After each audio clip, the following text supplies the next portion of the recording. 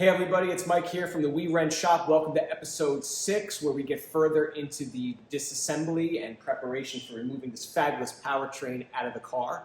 In this episode, you're going to see me dive a little bit more into the engine compartment, where we start dealing with the plumbing, the electrical, the harnesses associated with removing the powertrain. We remove the intake plenum as well. It only gets more exciting from here, so make sure you stay tuned. Getting a closer look, I'm looking at this power steering line right here. This one, it's probably better if we don't take it out right now. As you can see, it's actually disconnected from the pump. Give you a good focus there. It's disconnected from the pump. That was the one that we disconnected earlier. So this one, we're just going to undo the bracket right there and then just get it out of the way.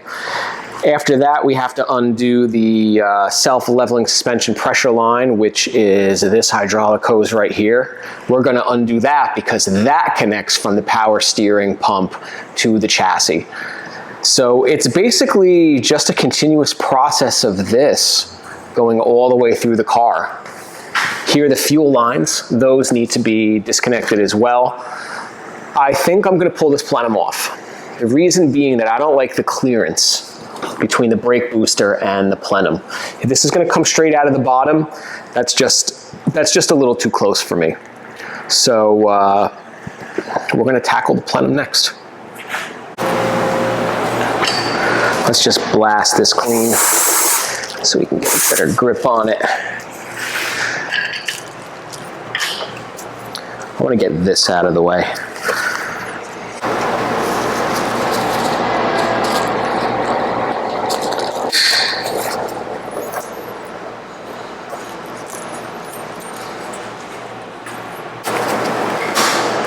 Well, there goes that.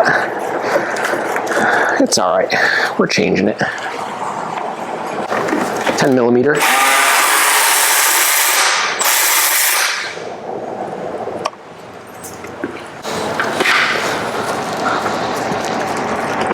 The line is still a little stiff, so I'm going to undo. There's another bracket. Same setup right under here. Yeah, there we go. That is definitely out of the way now. So on to taking the intake plenum off. Main fastening points are these 10 millimeter cap nuts on each runner. We have to undo two 10 millimeters here to get the throttle cable out, and then that cable just clicks here. Comes out very easily. I'll just do it in front of you. Okay. There we go. That's how you get the throttle cable off. You have to unplug this here. You have to unplug the throttle position sensor, I believe.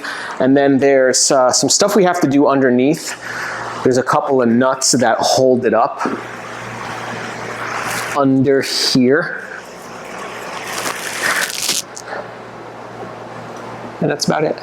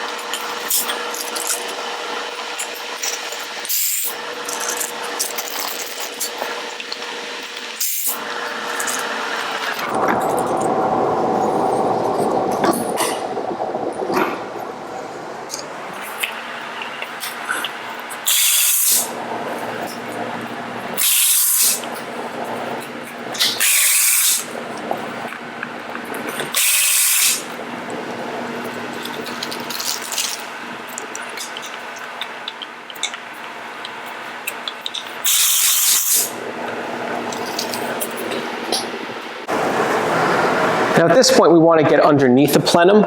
There is a breather line with a hose clamp here. And then there are two nuts here and here. And then this line off of the oil separator also has to be disconnected in order to get it out.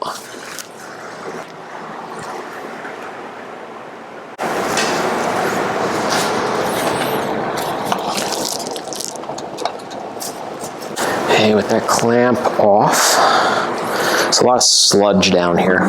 Not sludge, just like oil mixed with dirt. There we go. Do the bigger breather line next.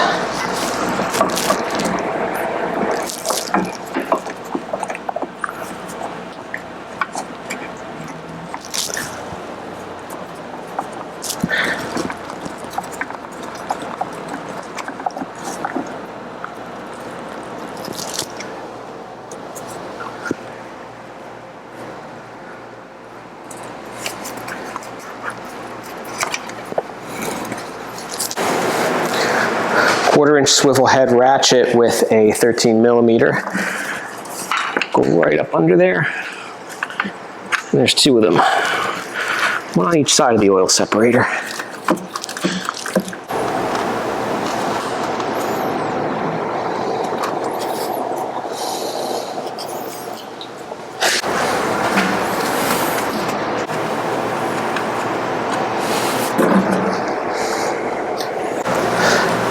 Next thing I'm going to undo is this 10mm cap nut that holds the wiring harness, the main engine wiring harness to the plenum.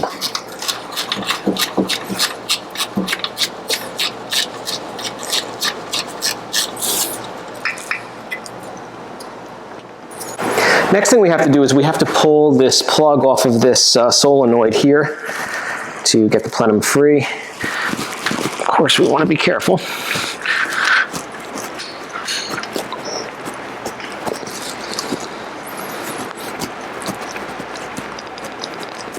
There we go.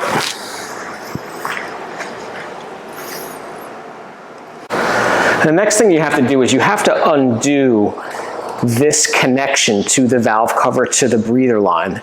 This breather line is the crankcase ventilation, and what it does is it runs to that oil separator on the bottom of the plenum. So the best way to do this is to take a long socket with a 6mm and just go right in here.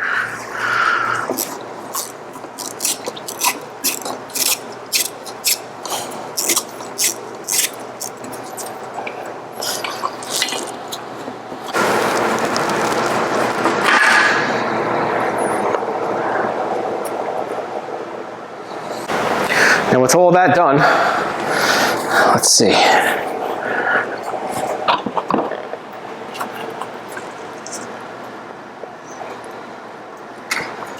There's one vacuum line that you have to pull off of that same solenoid. Once you have the plenum here, pop that off, and then there we go. Beautiful. So now I'm looking at this evap purge line right here. That connects this evap solenoid to the body. So again, that's the strategy, folks. You want to just undo everything that connects the engine to the body. It's a regular hose clamp. Pretty deteriorated, so we're going to have to use a socket.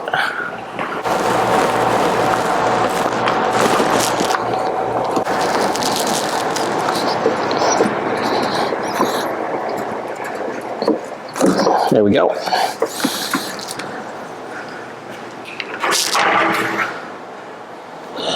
And then you take the line, move the hose clamp up on it, and then tuck it out of the way. And moving along, we have the fuel lines. We have fuel supply and fuel return right there and there. Let me see if I can move these. Thwarting my focus here. There we go. Fuel lines. Supply and return.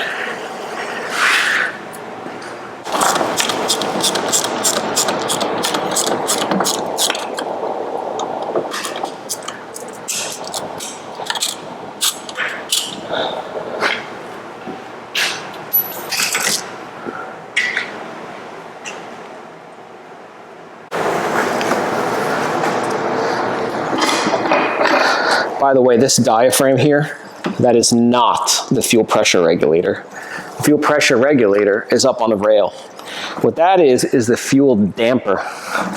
So I assume that they just put that in the line because of pressure spikes to try to smooth out fuel flow.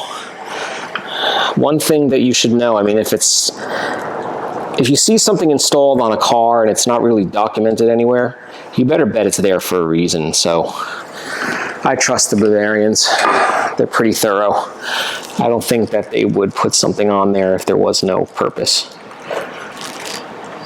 This always stinks because I think there's pressure in the line. So you gotta be careful. There we go. This is always a technique that I use when I wrestle with hoses. I get a right angle hook tool and I just get it in there just to relieve pressure. But you gotta be careful because you could break the hose. There we go. And again, we stick it out of the way. Moving along, what we want to do is we want to detach this cable that runs to the starter.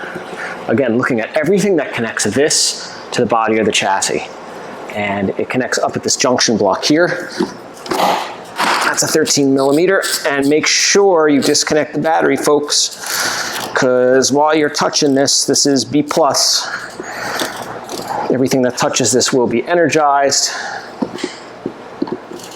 And bad things will happen if you hit the metal of the car. So make sure your battery's disconnected. Safety first.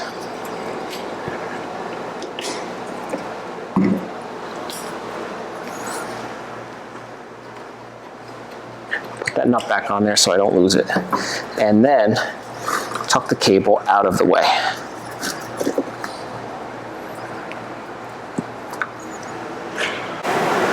Now what we want to do is we want to disconnect the oxygen sensor because the exhaust has to come down. Pulling an oxygen sensor out of an exhaust pipe could be a little rough. So what we want to do is we want to remove the exhaust with the sensor installed, but then just unplug it and remove the wiring harness. So there's this circular plug right here. It's on the engine block. And I zip tied it right here. We're going to cut that. And then we're going to get that out of the way.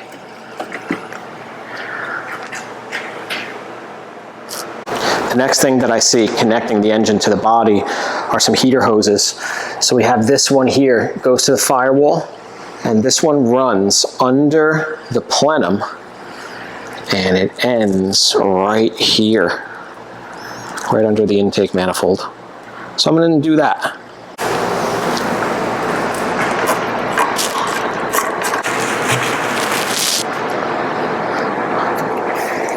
And then get it out of the way.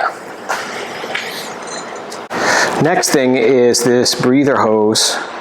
That's actually the main vacuum line going to the brake booster. I'll zoom out a little bit so you can see. Main vacuum line going to the booster. And then it flows all the way up to here and connects to that check valve. So I'm just going to do this. Instead of wrestling with it, that comes right out like that. And we tuck it out of the way.